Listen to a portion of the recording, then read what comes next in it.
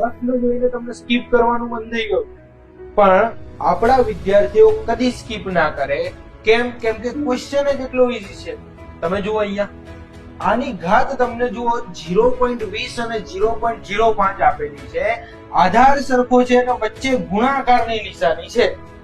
તો ઘાતનું શું થશે ભાઈ? સરવાળો થશે. તો 625 ની અહીંયા 25 ઘાત થશે, 0.25 ઘાત થઈ જશે. 0.25 ઘાત એટલે કે આપણને ખબર પડે કે ભાઈ 625 ની 1/4 ઘાત, 1/4 ઘાત. 0.25 ને 1/4 કહેવાય, બરાબર? તો આ છે તો 625 નું આપણે ચતુર્થ મૂળ કાઢવાનું છે ને. ચતુર્થ મૂળનો મતલબ શું થાય કે ભાઈ વર્ગમૂળનું વર્ગમૂળ. તો આ 625 કોનો વર્ગ છે? તો કે ભાઈ 25 નો.